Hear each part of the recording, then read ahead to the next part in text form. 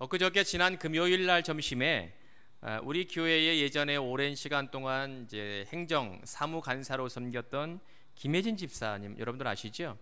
김혜진 집사님의 둘째 아이가 딸아이예요. 시은이라는 딸아이인데 이제 뭐 아장아장 걷는 이제 아이예요. 여러분들 아시는 분들은 이제 아실 텐데 이제 김 집사님과 함께 시은이가 제 방문을 이렇게 두드렸어요. 점심 때쯤 이제 누군가 이렇게 봤더니 그 딸아이 시은이가 아장아장 걷는 시은이 손에 과자 한 봉지가 들려 있었습니다. 그 과자의 이름은 허니뻥이요라는 과자입니다.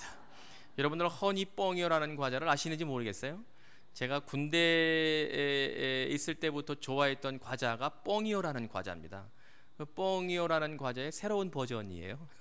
꿀을 발라가지고 만든 뻥이요, 허니뻥이요가 맛있더라고요. 이제 그거를 사가지고 와서 이제 딸아이 시은이 손에 그걸 들려줬어요. 들려가지고 이제 목사님 갖다 드리라고 이제 제 방문을 두드린 거예요. 근데 시은이가 엄마가 목사님께 인사해야지 이제 그러니까 시은이가 저한테 아장아장 걸어가지고 왔어요. 그러고는 이제 저한테 그 뻥이요를 줘야 되는데 안 주는 거예요.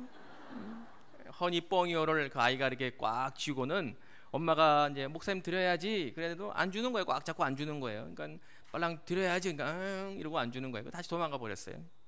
그러니까 뭐 아이가 그걸 안 준다는데 그걸 뺏을 수도 없고 말이죠. 제가 이제 그러고 있는데 뭐 이제 김 집사님도 이제 난처했겠죠. 근데 이제 그거 말고 우리 이제 교육자 직원들을 이제 나눠 먹으라고 허니뽕이어를 하나 더 사갖고 왔더라고요. 이제 그거를 갖다가 저를 주었어요. 제가 이제 이렇게 뜯어가지고 일단 맛을 보니까 맛있더라고요. 허니뽕이어 맛있더라고. 여러분들도 제가 그거 좋아한다고 저 사갖고 오시면 안 돼요. 응? 맛있더라고요. 이제 그걸 제가 하나 먹고 이제 시은 입에 들어갈 만한 조그만 거 이제 허니뽕이어를 하나 제가 끌어서 듣고 이제 제가 이렇게 앉아가지고 시은이 눈을 맞추고 시은아 깎아 먹어야지 이러니까 저기 멀리 있다가 그걸 보고 저에게 막 달려오는 거예요. 이제 뻥이어 달라는 거지. 깎아를 입에 넣겠다는 거죠. 막 달려와가지고 입을 이렇게 벌립니다. 제가 좀 짓궂어서 그걸 입에다 쏙 넣어주면 좋았을 뻔했는데 그걸 안 넣어주고 재밌게 놀았어요. 이렇게 이거 막 이렇게 움직이고 입을 벌리는데 이렇게 움직이고. 그러니까 시은이가 그걸 과자를 따라가지고 그걸 입을 먹으려고 막 이러고 막 그래요. 제가 좀 이제 좀 계속 너무 이쁘고 귀여워서 사랑스러워서 이렇게 몇 번을 막 이렇게 했더니 이제 시은이가 이제 속으로 짜증이 났겠지. 아니 담임 목사가 말해 줄래면 주고 말래면 말지. 이걸 가지고 막 자기를 가지고 막 그러나 그런 생각이 들지 않았겠어요? 뭐 어린아이 뭐 알 수 없지만. 그러니까 그걸 제가 입에다 안 넣어주니까 이제 짜증이 났는지 두 손에 꽉 쥐고 있었던 허니뽕이어 과자를 바닥에다 놓고서는 본격적으로 달려들기 시작합니다. 달라고. 그래가지고 제가 그걸 이제 시은 입에다가 넣어줬습니다. 참 사랑스러운 모습이었습니다. 제가 그걸 가만히 보니까 이런 생각이 들더라고요.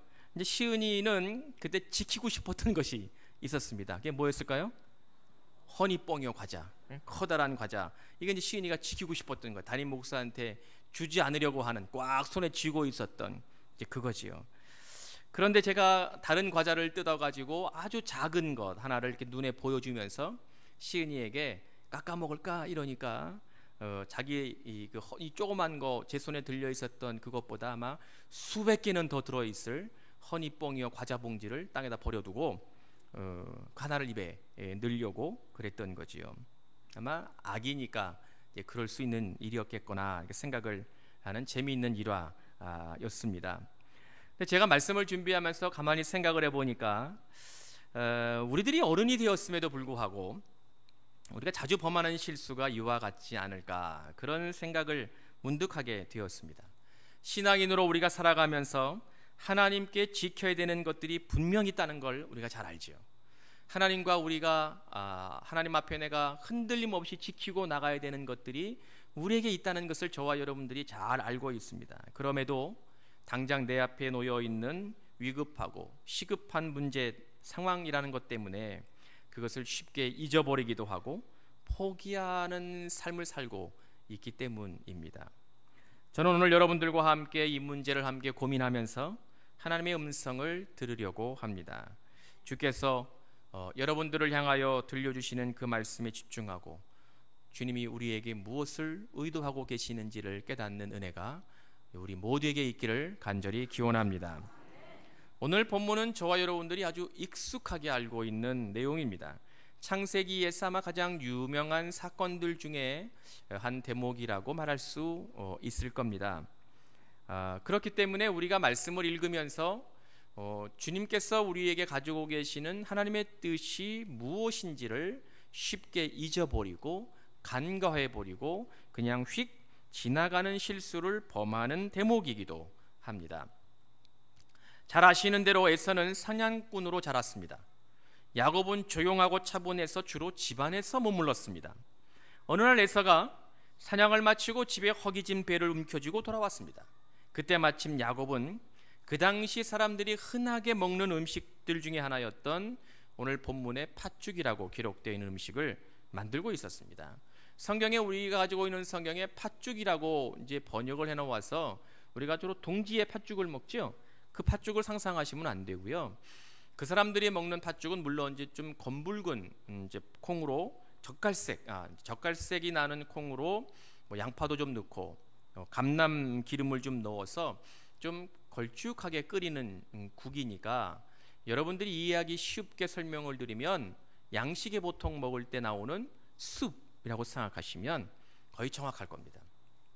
34절을 읽어보면 빵과 함께 먹는 음식이기 때문에 그 사람들이 이제 빵을 숲에 이렇게 찍어서 먹기도 하고 그러거든요. 그러니까 우리가 먹는 그런 동지 때 먹는 팥죽이 아니라 서양 사람들이 먹는 숲 정도가 되겠구나, 이렇게 이해하시면 아마 뭐 틀리지 않을 것 같습니다. 그걸 이제 끓이고 있었던 거죠. 사실 에서가 야곱이 무슨 음식을 만들었고 또 에서가 그 음식을 어떻게 먹었는지, 어떻게 그 음식을 만드는 건지 중요한 것이 아니라, 이제 문제는 에서가 그 팥죽 음식 한 그릇 때문에 자신의 가지고 있었던 장자의 권리를 가볍게 여기고 동생에게 팔아버렸다는 데에 있는 것이지요. 이것이 오늘 믿음을 갖고 살고 있는 저와 여러분들에게 하나님이 주시는 아주 중요한 하나님의 뜻과 목적을 다시금 기억하게 하고 생각하게 만드는 말씀이 된다는 것입니다. 우리는 오늘 말씀을 묵상하면서 창세기의 시간의 흐름의 전개를 좀 눈여겨봐야 할 필요가 있습니다. 본문은 아니지만 22절의 말씀을 보면 하나님께서 이삭과 리브가에게 아기가 없었습니다. 기도했단 말이죠. 그러니까 그 기도에 응답하셔서 이제 아기를 허락하셨어요. 리브가가 임신을 하게 된 거예요. 근데 임신을 한 리브가가, 저는 남자여서 이런 걸 전혀 알 수도 없습니다만 배 안에 아기가 좀 너무 심하게 요동을 하는 거예요. 태동한다고 그러잖아요. 태동한다고 그러나요? 태아가 막 이렇게 움직이고 그러는 거 있잖아요. 그거를 얼마나 심할 정도로 이게 움직였으면 오늘 본문에 보면 하나님께 어찌할꼬 나아가서 기도했다는 거예요. 그러니까 태 안에서 아기가 뛰노는 것이 지나칠 정도여서 아주 몹시 걱정이 되고 근심스러울 정도로 아이가 태 안에서 심하게 요동을 했기 때문에 걱정이 되고 근심이 돼서 하나님께 나가, 하나님 어찌했으면 좋겠습니까? 이거 큰일 난 거 아닙니까? 이런 기도를 리브가가 하나님께 드렸다는 것이죠. 그렇게 기도하는 리브가에게 하나님이 오시어서 응답을 하셨습니다. 뭐라고 말씀을 하셨냐면 23절을 보면 두 국민이 내 태중에 있구나. 두 민족이 내 복중에서부터 나누이리라. 이 족속이 더 족속보다 강하겠고 큰 자가 어린 자를 섬기리라. 이렇게 말씀을 하셨습니다. 걱정하지 말아라, 이렇게 말씀하신 거죠. 그러니까 리브가가 걱정이 돼서 하나님께 기도하고 주의 음성을 들으면서 무엇을 짐작하게 됐냐면 내 뱃속에 쌍둥이가 있구나, 이거를 짐작하게 된 거예요. 지금이야 산부인과 가가지고 초음파 이렇게 해보면 쌍둥이인지 아닌지 금방 알 수 있지만 그 당시에 그런 게 어디 있었어요? 알 수가 없는 거지요. 그런데 하나님께서 두 족속이, 두 민족이 이렇게 말씀하셨기 때문에 리브가는 내 뱃속에 아이가 둘이 있구나, 쌍둥이가 있구나라는 것을 짐작했을 거라는 거죠. 그리고 아이가 이제 낳고 보니까 두 아이가 나왔으니까 그걸 이제 알게 됐겠지요. 그러면서 리브가가 무엇을 생각했을 것이냐 하면 하나님께서 첫 번째 나온 아이가 아니라 두 번째 나온 녀석에게 복을 주실게 하실 것임을 깨닫게 되었을 거라는 거죠. 리브가는 장자였던 에서가 아니라 야곱에게 하나님이 더 사랑을 주시고 그분의 그 아이에게 더 복을 주실 것임을 알았다는 겁니다. 아마도 이것이 제가 볼 때, 창세기를 읽어가면서 제가 볼 때 왜 리브가가 장자였던 에서가 아니라 야곱을 더 사랑하게 되었는지, 더군다나 자신의 남편인 이삭을 속이고 둘째 아들이었던 야곱이 아버지를 속이면서까지 축복 기도를 무리하게 받게 했는지를 이해하게 만드는 중요한 근거가 되는 말씀이라고 저는 생각합니다. 오늘 본문의 리브가는 조용한 아들을 더 사랑하고 이삭은 사냥하기를 좋아하는 남자 같은 아이를 더 사랑했다, 좋아했다, 그런 말은 좀 약하지요. 근거가 약하고, 왜 리브가와 야곱이 무리할 정도로 그렇게 하지 말아야 되는 일임에도 불구하고 그러한 일을 했느냐? 아버지도 속이고 남편도 속이고 형도 속이면서까지 장자의 권리를 이어받고 축복 기도를 받게 되었느냐? 이것은 하나님이 리브가에게 오셔서 복중에 있을 때, 아이들이 복중에 있을 때 말씀하셨기 때문이라는 것이지요.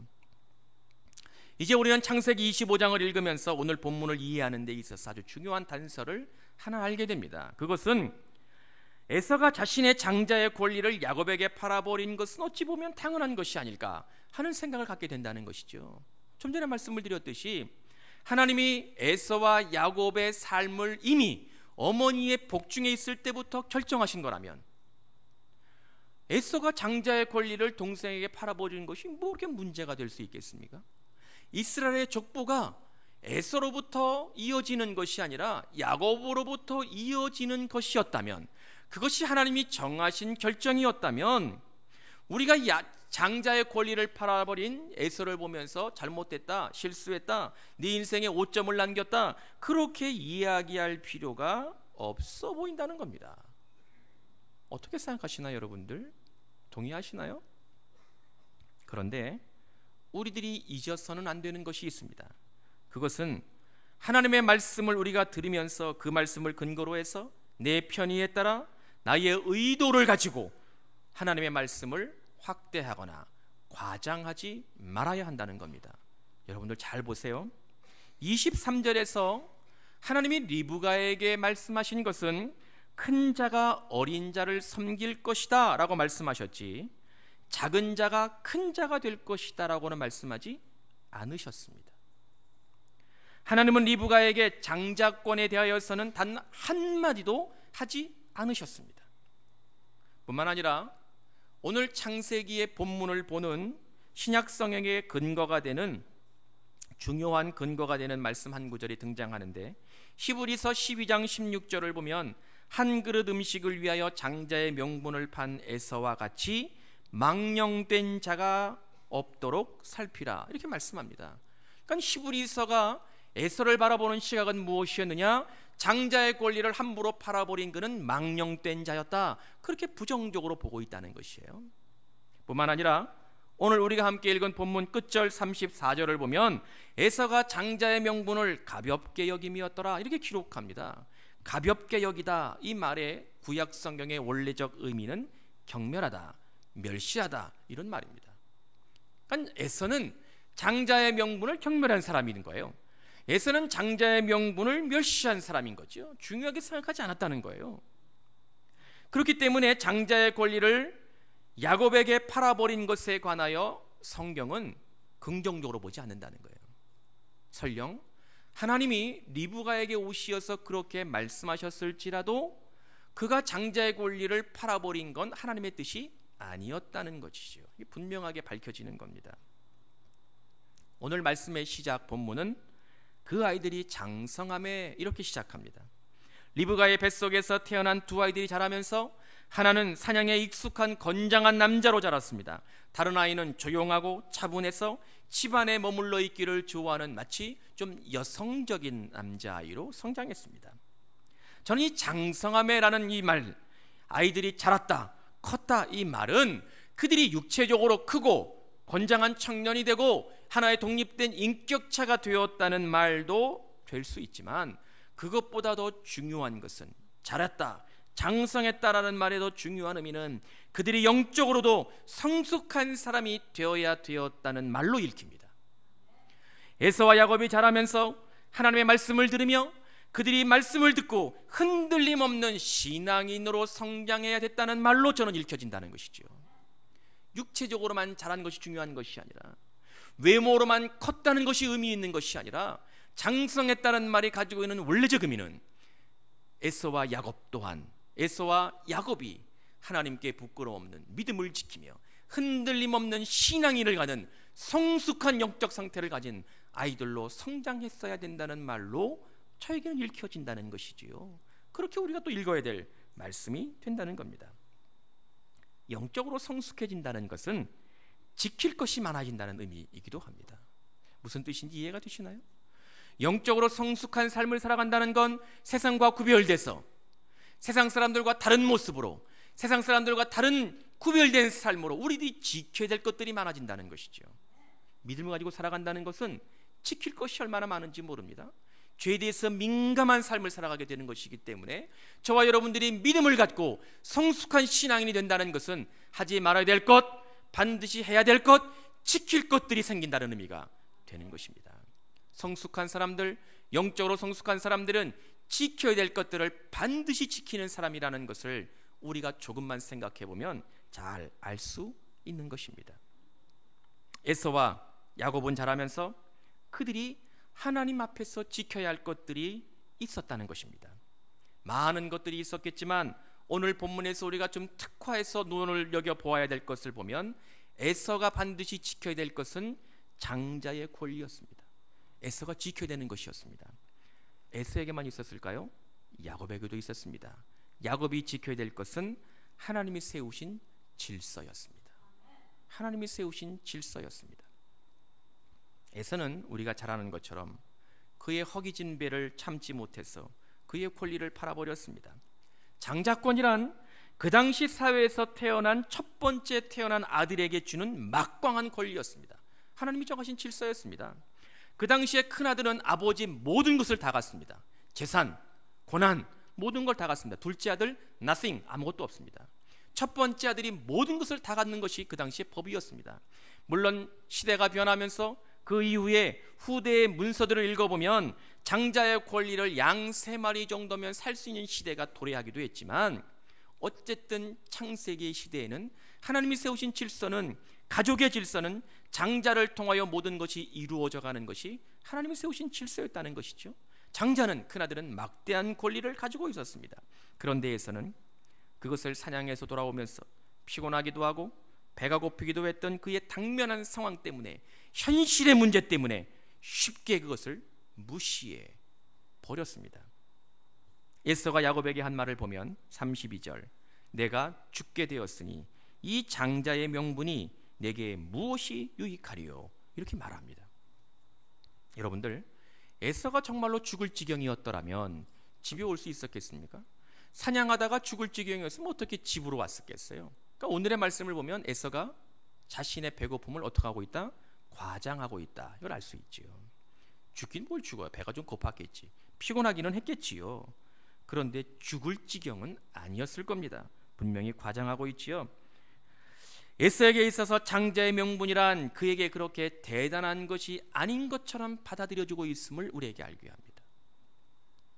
그렇기 때문에 그는 상황이 달라지면, 그가 해결해야 될 시급한 문제가 생기면 언제라도 장자의 명분을 버릴 수 있다고 생각하며 자랐던 사람이라는 것을 우리에게 들려주고 알려준다는 것이지요. 에서만 그랬을까요? 야곱도 그랬습니다. 야곱도 자라면서 육신이 자라고 건장한 어른이 되었을 뿐만 아니라 그의 영적인 상태도 성숙해져야 하는 사람이었습니다. 그런데 야곱은 형이 지치고 배가 고파서 하는 것을 이용해서 장자의 권리를 한 끼 밥을 이용해 사버리는 사람이 되어버렸습니다. 31절과 33절을 읽어보면 야곱이 얼마나 야비한 얼굴을 가지고 있는지를 우리에게 보여줍니다. 상상을 해보면 충분히 짐작할 수 있다는 거죠. 지치고 힘들어하는 형, 배가 고파서 무엇이라도 먹어야 하겠다는 에서를 향하여 형의 장자의 명분을 오늘 내게 팔라, 나에게 맹세하라, 이렇게 요구합니다. 이것이 어찌 하나님의 집안의 질서를, 장자의 권리를 통하여 세우셨던 하나님의 뜻에 순응하는 사람의 모습이고 말일 수 있겠습니까? 오늘 내게 맹세하라, 장자의 권리를 오늘 나에게 팔아라. 이게 어찌 있을 수 있는 일이겠냐는 것이죠. 아마도 야곱은 그의 어머니 리브가로부터 어릴 적부터 이런 말을 좀 많이 듣지 않았을까요? 얘야, 네가 우리 대를 이을 사람이야. 이런 말 들었겠지요. 하나님께서 네 형 에서가 아니라 너에게 복을 주신다고 약속하셨어. 이러한 말을 매일 듣고 자랐지 않았을까요? 그렇기 때문에 이 상황에서 야곱은 조금도 망설임 없이 형을 향하여 장자의 권리를 요구했을런지 모릅니다. 그러나 그렇다고 해서 야곱의 행동이 정당화되는 것은 아니었습니다. 만약 하나님의 뜻이 에서가 아니라 야곱이었다면, 장자의 권리를 야곱에게 주는 것이었다면, 그것이 하나님의 결정이었다면 야곱을 먼저 태어나게 하시지 에서를 먼저 태어나게 하셨겠습니까? 하나님의 뜻은 거기 있지 않았다는 것이죠. 또한 우리가 잊지 말아야 될 것, 조금 전에 제가 함께 여러분들에게 읽어드렸던 것, 하나님이 벽중에 심하게 뛰놀고 있는 아이가 걱정해 기도하고 있는 리브가에게 오셔서 하신 말씀, 큰 자가 어린 자를 섬기리라 이렇게 말씀하셨지, 작은 자에게 내가 장자의 권리를 이양해 주겠다, 이런 약속을 한 것이 아니라는 거예요. 저와 여러분들은 오늘의 말씀을 읽어가면서 하나님의 뜻이 어디에 있는지를 분명하게 깨달아야 될 수 있기를 간절히 기원합니다. 에서나 야곱이나 지켜야 할 것들이 있었습니다. 그것은 하나님의 말씀이었고, 그것은 하나님이 세우신 그분의 질서였습니다. 어떠한 경우에도 이것은 지켜져야만 하는 것이었습니다.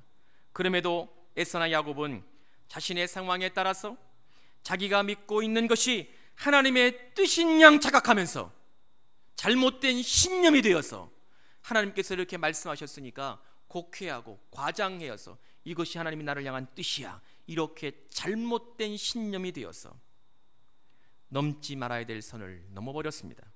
무너뜨리지 말아야 될 것에 관하여 무심한 사람들이 되어버렸습니다. 창세기는 이 두 형제가 이후에 살아야 될 긴 삶의 여정에 그들이 잘못한 것에 대해 어떻게 똑똑하게 하나님께서 그들을 살게 하셨는지를 절절하게 경험하였음을 자세하게 보여주고 있습니다. 결국 하나님의 은혜로 살아갈 수밖에 없다는 것을 그들의 입을 통하여 고백하게 하셨습니다. 에서는 장자의 권리를 이어받은 하나님이 계획하셨던 그 많은 것들을 하나도 누리지 못하고 다 잃어버린 사람이 되어서 유랑하는 백성이 되었습니다. 야곱은 아주 오랜 시간 동안 힘겹고 외롭고 오해와 질시, 오래와 고통 속에 살아갈 수밖에 없는 삶을 살아갈 수밖에 없었습니다. 하나님의 은혜로 내가 살아가고 있구나 고백하게 하셨다는 것이죠. 여러분들이 아시는 것처럼 지난 15일부터 25일까지 한 열흘간 서울 남년에 이제 15개 지방이 있어요. 이제 감리사님 이제 부부들과 함께, 저는 혼자 갔습니다만 우리 남년의 감독이신 감독님과 이제 유럽으로 이제 해외 연수를 갔다 왔습니다. 이제 감독과 이제 감리사가 되면 늘 이렇게 가는 거예요. 저도 이렇게 따라갔다 온 겁니다. 여러분들이 기도해 주시고 또 격려해 주셔서 많은 것을 보고 처음 경험하는 것들을 느끼고 아주 좀 소중한 것을 배워오는 그러한 이제 기회가 되었습니다. 저희가 이제 그 스칸디나비아 반도에 좀 갔었습니다. 여러분들 지도를 이렇게 펼쳐놓고 보시면 왼쪽 상단 쪽에 이렇게 비스듬하게 길게 반도가 하나 있는데, 그 반도를 이제 스칸디나비아 반도라고 그럽니다. 그 반도는 이제 남북으로 나뉘어져 가지고 스칸디나비아 반도의 서쪽은 노르웨이고 오른쪽 동쪽은 스웨덴입니다. 저희가 이제 북쪽으로 가는 길이라는 의미를 가지고 있는 노르웨이에 한 4일간 머물렀습니다. 이제 거기 가장 머물러 있었어요. 참 거기가 아픔을 가지고 있는, 역사를 가지고 있는 나라이더라고요. 근데 제가 이제 그 나라를 통해서 이제 듣고 배우면서 하나 이제 좀 재미있는 것을 알게 됐습니다. 16세기, 17세기 그 경우에 스칸디나비아 반도를 지금 스웨덴이 거의 지배를 하고 있었답니다. 그런데 이제 이 사람들은 같은 민족이어서 이제 게르만 민족, 특별히 이제 노르만족이라고 하잖아요. 바이킹 족속이죠. 이제 그들인데, 사람이 살다가 보니까 이제 이 서쪽에 살고 있는, 이 노르웨이 쪽에 살고 있는 사람들이 우리 헤어져 살자, 이걸 요구하기 시작한 거예요. 실질적인 권력은 지금 이제 스웨덴 사람들이 된 그 사람들이 가지고 있었고, 그러니까 이제 독립을 요구하니까 좀 나누어 살자 이렇게 요구를 하니까 스웨덴에서 그래 뭐 니들 있다 뭐 서쪽 땅 가져라 이렇게 된 거예요. 그래서 노르웨이가 됐다는 거예요. 근데 스웨덴 사람은 권력을 쥐고 있었던 사람들의 입장에서 보면 서쪽은 높은 산만 있어요. 빙하가 있어서 이 산 꼭대기에 얼음 덩어리가 어마어마하게 있어요. 어마어마하게 상상이 안 될 정도로 산 꼭대기에 이렇게 얼음 덩어리가 있어요. 그러니까 뭐 농사를 지을 수가 있겠어요? 사람이 살기에 기후가 좋기를 합니까? 뭐 아무것도 좋은 게 없어요. 그러니까 에이 그까짓 거 땅 있어봤자 뭐 별로 도움도 안 되니까 니들은 그럼 그쪽에 가 살아라. 그리고 그냥 그렇게 허락을 한 거지요. 뭐 손해 볼 것 아무것도 없을 거라고 지금 스웨덴 사람들이 생각을 했을 거라는 거지요. 근데 지금의 상황을 보면 얼마나 상황이 달라졌냐면요. 노르웨이는 1인당 국민 소득이 한때 10만 불이 넘었답니다. 우리나라 국민 소득이 지금 얼마나 돼요? 우리나라 한 5배 공리 차이 나잖아요. 거의 5배가. 지금 환율 차이가 있어서 뭐 그렇긴 합니다만 지금도 한 8만 정도 1인당 국민 소득이 된다니까 뭐 굉장하죠. 그 당시에 사람들이 살 수 없는 땅이라고 여겨졌던 그 높은 산의 그 빙하는 지금 수많은 세계 관광객들을 모으고 있는 자원이 되었습니다. 그 빙하에서 얼음이 녹아서 산에서 계속 폭포가 흘러내리니까 또 노르웨이는 수력 발전소를 다 산에 세웠습니다. 이해가 잘 안 되시죠? 저도 깜짝 놀랐습니다. 발전소가 이 평지에 있는 게 아니고 다 산에 있어요. 산 꼭대기에 있어요. 산에서 얼음이 녹아서 흐르니까 그 물을 이용해 가지고 수력 발전을 하는 거예요. 97%를 수력 발전으로 이제 얻는데 전기의 97%를 전기가 남아도로니까 덴마크에 전기를 수출까지 한답니다.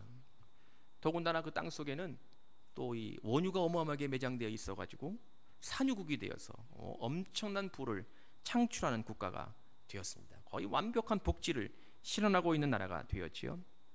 반면에 스웨덴은 농사짓기에는 정말 좋은 땅이지만 평지고 푸르르고 기후도 스웨덴보다는 좀 좋고 그런데 기름이라고는 한 방울도 나지 않아 가지고 스웨덴 사람들은 전기를 아끼려고 피눈물 나는 노력을 하고 있더라고요. 온도도 안 올리고요. 맨날 자전거 타고 다니라고 그러고 차를 못 타게 다니게 하려고 뭐 국가가 아주 그냥 철저하게 통제를 하는 나라가 되었습니다. 만약 그때 스웨덴이 노르웨이 땅의 그 높은 산이 경제적인 가치가 굉장한 자원이라는 것을 알았다면 그 지역을 포기했겠습니까? 지켰겠지요. 절대로 안 줬겠지요. 그 땅 지하에 원유가 어마어마하게 매장되어 있다는 것을 알았더라면 그 땅을 기꺼이 떼어서 니들끼리 가져라 이렇게 허락을 했겠습니까? 바보가 아니고서야 그러지 않았겠지요. 그럼에도 그 시대에는 그걸 알지 못했습니다. 그 이유는 눈에 보이는 것이 전부였으니까. 눈에 보이는 것이 전부였기 때문에 딱 보니까 마치 아브라함과 롯이 이렇게 보고 어느 쪽이 좋은지를 갈랐던 것처럼 가만히 보니까 서쪽 땅은 빙하, 산, 추위, 사람이 살 수 없는 땅, 동쪽 땅은 푸르고 평지, 야 우린 여기 살고 니들은 저쪽 가서 살아라 이렇게 결정한 거죠. 그런데 지금은 어마어마한 차이를 낳는 결과가 되었습니다. 지킬 것은 지켜야 됐다는 거지요. 요즘 들어와서 제가 기도할 때나 말씀을 묵상할 때 제 안에 자주 드는 생각들 중에 하나는 지금의 시대를 살아가고 있는 신앙인들이 반드시 지켜야 되는 것들을 너무도 쉽게 무시하거나 또 타협하고 소홀히 여기는 것은 아닌가 그런 생각을 하게 된다는 겁니다. 물론 여기에는 저도 예외일 수 없습니다. 그리고 그 이야기를 들어보면 합당해 보이는 이유와 명분들은 다 있습니다. 다 그럴 수밖에 없어 보이는 이유와 명분들을 다 가지고 있어요. 내가 그것을 왜 지키지 못했는지, 왜 포기할 수밖에 없었는지, 내가 그것을 왜 무시했는지 삶의 상황들을 들어보면 다 그럴 수밖에 없는 것 같은 느낌을 갖게 된다는 것이죠. 마치 에서가 사냥을 해서 그 고기를 자기만 먹으려고 했겠습니까? 오늘 본문도 보면 아버지 이삭이 고기를 좋아했어요. 그러니까 고기를 잡아서 아버지 드리려고 그런 겁니다. 그 고기를 아버지만 드렸겠어요? 어머니도 먹었을 거고 쌍둥이 동생 야곱도 먹었겠지요. 땀 흘리고 그렇게 사냥을 마치고 집으로 돌아왔는데 좀 힘들고 피곤해서 무엇이라도 좀 빨리 먹고 기운을 차려야 했는데 동생 야곱이 음식을 만들고 있으니까 그거 좀 먹겠자고 그런 게 뭐 잘못이겠어요? 장자의 권리 뭐 대단한 거야. 야, 너 가져. 네가 형해. 그런다고 뭐 동생이 형이 되는 것도 아니잖아요. 그냥 립 서비스 한 거죠. 립 서비스. 아무것도 아닌 것처럼 보일 수 있다는 거예요. 야곱은 어땠을까요? 야곱도 뭐 그럴 수 있을 것 같아요. 우리의 짐작이긴 하지만 야곱은 어릴 적부터 어머니와 함께 지낼 수밖에 없는 상황이었습니다. 야곱의 상황과 맞았어요. 그러니까 형인 에서보다 야곱은 어머니로부터 더 많은 이야기를 들었을 것이고 더 많은 정보를 들으면서 자랐을 겁니다. 어느 날 어머니 리브가는 더 정이 가는 아들 야곱에게 이렇게 말을 했을런지도 모릅니다. 예전에 네가 엄마 뱃속에 있을 때 하나님이 나에게 오셔서 이렇게 얘기하셨어. 야곱아, 내가 너에게 복을 줄 거야. 형이 아니라 너에게 복을 주신다고 하나님이 나에게 말씀하셨어.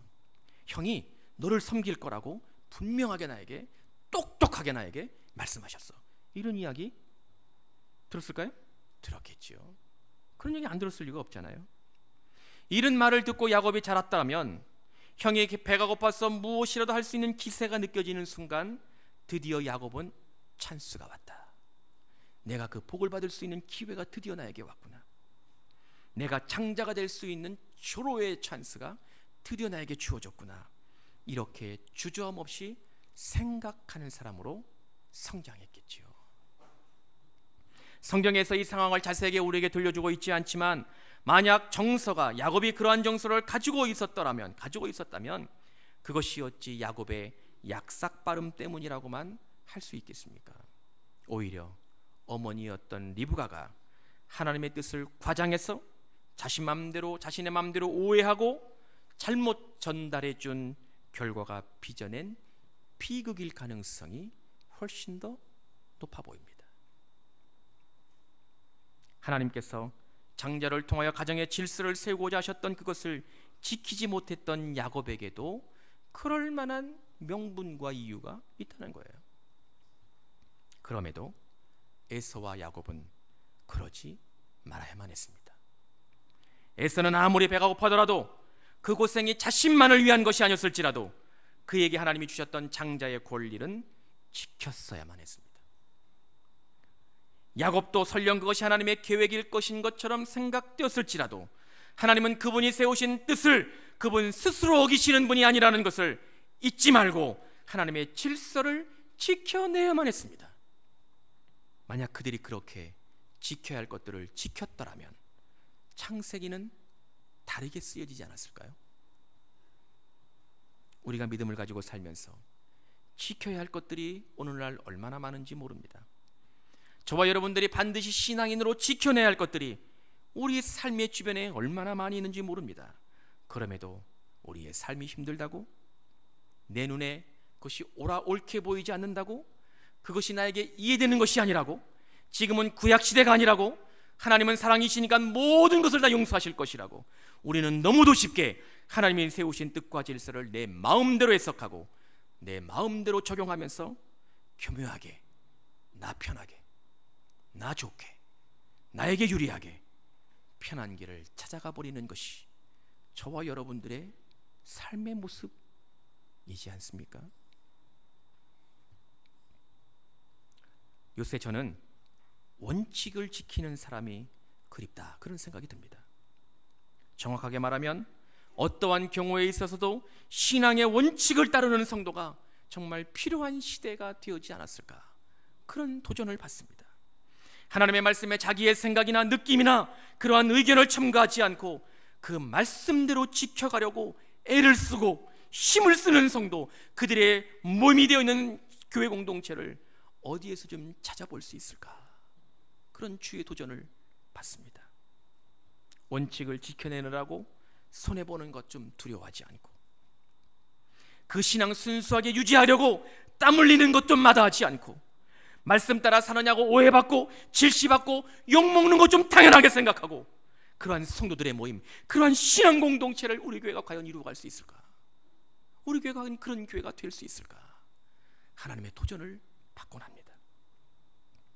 지킬 것 지켜내느라고 오늘 좀 어렵게 되더라도 그것을 지켰다는 것 때문에 하늘은 하나님으로부터 칭찬받고, 그것 지켰다는 것 때문에 하나님이 예비한 놀라운 축복을 누리고, 그것 지켰다는 것 때문에 하나님께서 허락하시는 놀라운 은혜를 경험하고, 그것 지켰다는 것 때문에 우리의 입술과 우리의 삶을 통하여 간증거리가 넘쳐나는 그런 우리 교회, 그런 우리 신앙 공동체, 그런 우리의 성공의 성도님들 되실 수 있기를 주님의 이름으로 축원합니다.